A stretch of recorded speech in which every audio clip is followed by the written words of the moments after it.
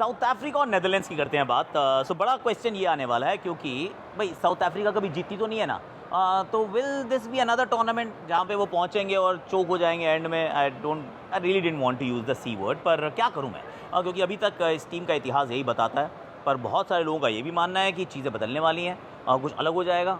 तो south Africa की अगर करनी हो बात, तो आपको सबसे बड़ा साउथ अफ्रीकन क्रिकेटर कौन सा याद आता है? आई मीन मतलब कमाल, मतलब एकदम लाजवाब, मतलब अद्भुत, अद्भुत de Villiers, right? A B de Villiers. तो मैंने सोचा मैं क्यों बताऊं कि भाई क्या है इनकी ताकत, क्या है कमजोरी, कहाँ ये पहुंचेंगे। I thought I just call A B de Villiers. Let me call A B. Hi hi A B, how are you? अच्छा, big first question of course कि I mean what are the strengths of this South African team that you see now? South Africa's strength, in my opinion, lies with the way they play their cricket, quite an aggressive nature of cricket and a never say die kind of attitude. They always feel that they're in the mix, they always fight till the end. Very similar to New Zealand as well. I'd always find that they play that way. Very good in the field when it comes to fielding and putting pressure on the batters. And then with the firepower we have in a David Miller, Heinrich Klaassen, we're never out of the game and we'll see the guys fight to the end. So those, I believe, are the strengths of the South African team. It's all got to do with attitude and a fighting spirit and a never say die kind of attitude. Well, fair enough. Yes, there is no Nokia, there is no Sisanda Magala, but then they do have something about them. मतलब बाकी सब लोग भी यही मान रहे हैं। ये आपके लिए बता रहा हूँ ताकि हिंदी आपकी तो मतलब हिंदी शो है ना अपना।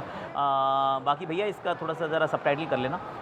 कि आई मीन देयर इज़ बहुत सारे लोगों का मानना है कि south Africa could be that थोड़ी सी आउट ऑफ द बॉक्स वाली टीम। अच्छा, बट ए बी सॉरी, या so the weaknesses, I mean, there has to be some, right?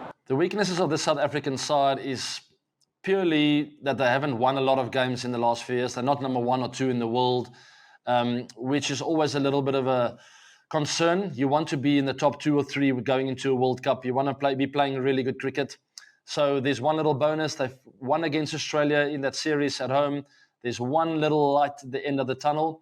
But ultimately, I believe a little weakness lies in the first 10 overs with ball in hand. We haven't been striking. It's a concern.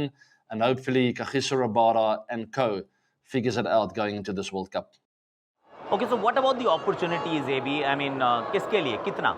There's big opportunity in the South African camp when they play Sri Lanka and Australia in the first 2 games of the World Cup. 2 huge games. If they can find a way to win those 2, I believe they will be ahead of the pack. They would have taken a lot of confidence from that. So for me, the opportunity lies in starting well. Don't wait for someone to throw the first punch, rather throw the first punch yourself.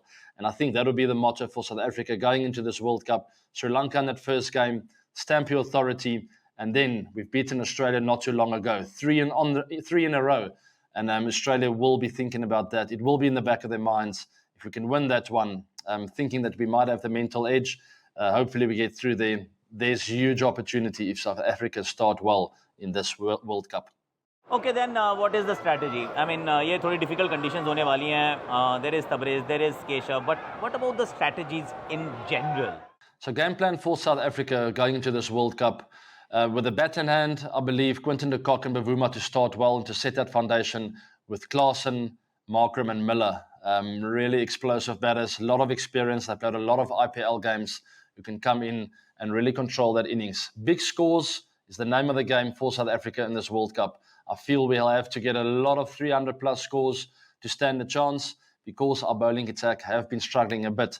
But hopefully Rabada and co can figure it out to get a few wickets early on, who opens up the gate for Maharaj and Shamsi to really cause havoc in those middle overs and really setting it up to make it difficult for the batting team at the back end. If we can stick together as a team in the field, we are good fielders, we pack of wolves together and really apply pressure, I feel we can go a long way in this World Cup.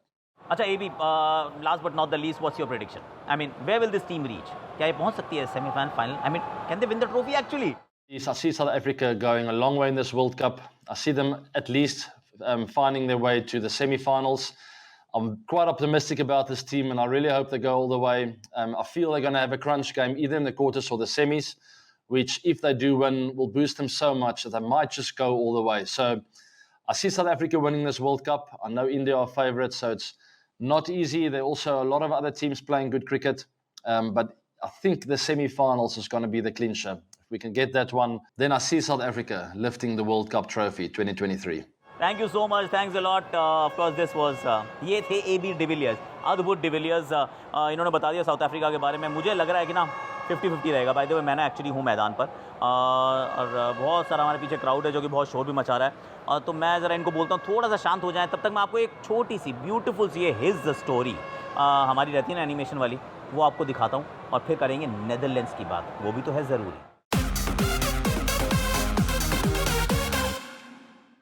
एक सीधा, भोला, शर्मीला, दब्बू किस्म का बालक, जिसको school के classroom से लेकर घर छोड़ने वाली बस तक अपने साथियों की बदमाशियों का सामना करना पड़ता।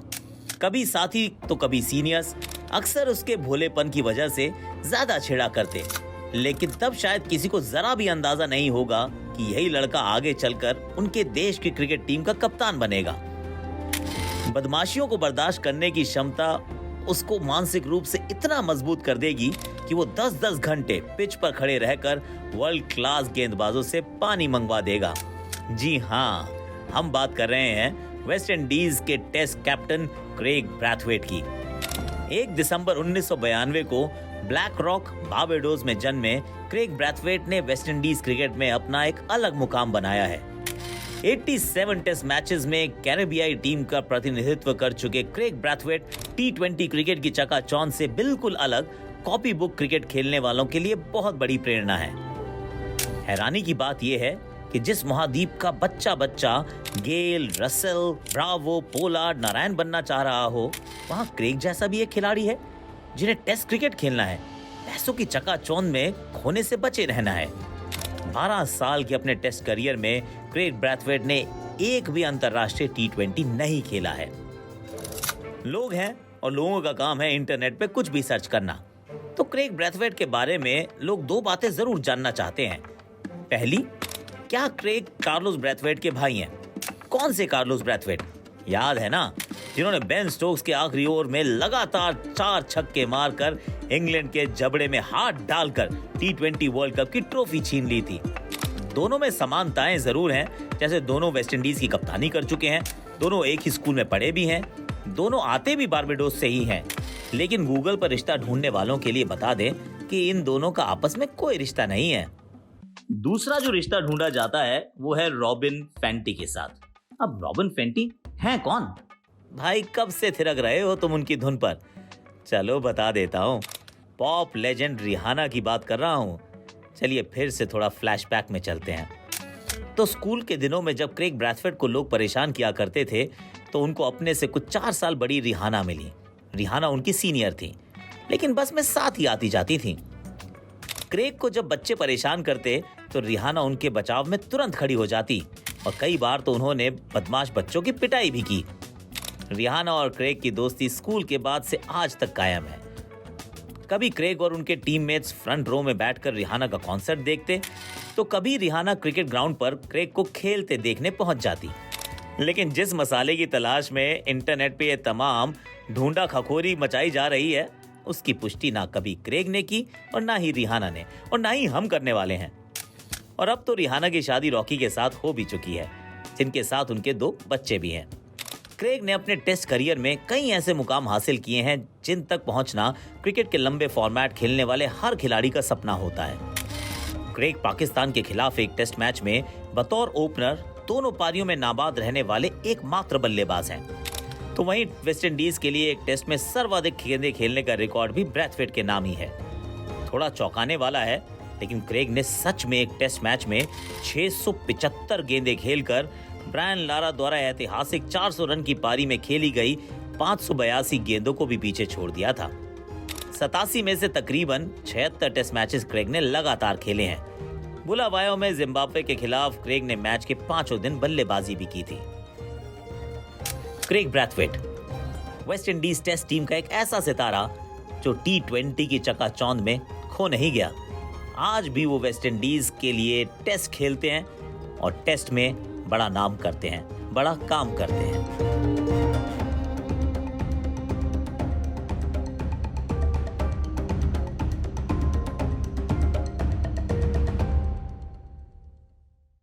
चलिए अब बात करते हैं ज़रा नेदरलैंड्स की। अब सबसे इंटरेस्टिंग बात तो नेदरलैंड्स की है ना कि दिल तो खुश होता है कि टीम यहाँ तक पहुँची है, which is actually a great thing. पर सच बात ये भी है कि जब सारी टीमें तैयारी कर रही थी, वो बायलैटरल सीरीज़ खेल रहे थे, एशियन चैम्पियनशिप चल रही थी, ये सब इंतज़ार कर रहे थे। तो जब क्वालिफाइंग राउंड जब जीते जिम्बाब्वे में जब हुए, तो उसके बाद से लेकर वार्म अप मुकाबलों तक कोई मुकाबला नहीं था इनका।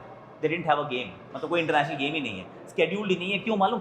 क्योंकि आईसीसी ने सोचा ये लोग तो क्वालिफाई थोड़ी ना करेंगे, ये टीम जब क्वालिफाई नहीं करने वाली तो इनको मैचेस देने की क्या आवश्यकता है, क्यों हम ऐसा आइटनरी बनाए जिसके अंदर इनके लिए भी मुकाबले होंगे। तो ये एक थोड़ी सी सैड स्टोरी है। तो कई बार लगता है कि आप वहाँ पे हैं तो सही, लेकिन आप थोड़ा टोकन उनको अप्रिशिएट कर रहे हैं, एक्नॉलेज कर रहे हैं, unfortunate as it may be. पर पहुँच तो गए हैं यहाँ पर। अब जो इनका स्क्वाड है उसमें से अगर मैं 11 बनाने की कोशिश करता हूँ ना, तो विक्रमजीत सिंह ओपन, साथ में मैक्सो डाउ, दोनों पिटाई करते हैं, दिल खोल के खेलते हैं। फिर एक्करमैन, बैस डिलीडे मेरे विचार में तो एक्चुअली इस विश्व के सबसे बेहतरीन ऑलराउंडर्स में से एक है। पेस बॉलिंग, बैटिंग, क्वालिफायर का मैच आप सबको याद होगा जहां 5 विकेट भी ली थी, शतक भी जड़ा था, टीम को जिताया था। और उसके बाद क्या किया मालूम? फ्लाइट पकड़ के इंग्लैंड जाके काउंटी खेलना, क्योंकि पैसे नहीं है यार, पैसे कहाँ से लाएगी ये टीम, ये प्लेयर्स कहाँ से लाएंगे। तो बैस डिलीडे इज़ देयर, फिर एडवर्ड्स आएंगे, फिर निदा मरूनू, मैं टीम लिख के लाया हूँ, फिर सिराज अहमद, आपको स्पिनर मिल जाएंगे, फिर आप रूलॉफ वॉन्डेमर्वा मिलेंगे, Logan van Meekeren, Klein, whatever the pronunciation is. ये टीम मुझे लग रही है कि खेलेगी। अब इस टीम की स्ट्रेंथ क्या रहने वाली है कि साथ में खेलते हैं, they just play a lot of cricket together, क्योंकि बहुत ज़्यादा लोग हैं नहीं यहाँ पे और उतना टैलेंट पूल नहीं है। एंड दैट रिमाइंड्स मी कि यहाँ मैं भी जाके खेला एक्चुअली नेदरलैंड्स में। मैं क्लब क्रिकेट खेलने गया था, 20 एक साल पहले की बात है। तो यहाँ पे ना मैदानों में सिर्फ मैटिंग विकेट्स होते हैं, एस्ट्रोटर्फ के विकेट्स होते थे, और हॉकी का ग्राउंड था जिसको कुछ समय के लिए आपने क्रिकेट के लिए इस्तेमाल कर लिया। तो ऐसे में जब तैयारी कर रहे हो और विश्व चैंपियनशिप में मतलब रोहित शर्मा, विराट कोहली के सामने आप बॉलिंग कर रहे हो या फिर बुमराह की बॉल खेल रहे हो, थोड़ा सा लगता है कि थोड़ा सा अनफेयर है ना। अब वीकनेस जो है वो यही है कि एक्सपीरियंस नहीं है। कहाँ से लाएंगे एक्सपीरियंस अगर आप उनको उतना मौका ही नहीं देते। अपॉर्चुनिटीज़ तो सबके लिए है यार, क्योंकि कोई प्रेशर नहीं है, आप जाइए, खेलिए, कोशिश कीजिए, जो भी आप करेंगे वो अच्छा ही करेंगे। I mean that can not be bad, there is nothing bad about this team. और last but not the least, कहाँ पहुँचेंगे, स्ट्रैटेजी क्या होगी खेलने की? See make the best. आपके पास 2-3 स्पिनर्स हैं, उनका इस्तेमाल कीजिए, फास्ट बॉलर्स हैं, you have to punch above your weight. Batting में रन बनाने पड़ेंगे, क्योंकि ये टीम 270-80 वाली टीम होगी मैक्सिमम, पर यहाँ हो सकता है 350 साढ़े 350 का मुकाबले हों, तो वो आसान काम होने वाला नहीं है। पर let's see, obviously they are not going to make it to the last 4, ये तो ऑलमोस्ट बात कंफर्म है। पर ठीक है यार, we wish them all the best.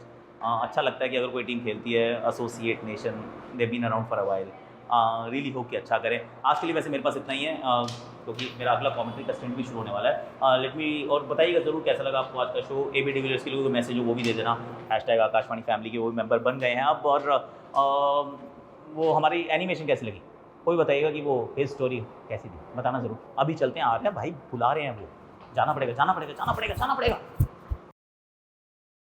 चलिए अब जरा rest of India versus Saurashtra Irani cup की कर लेते हैं बात।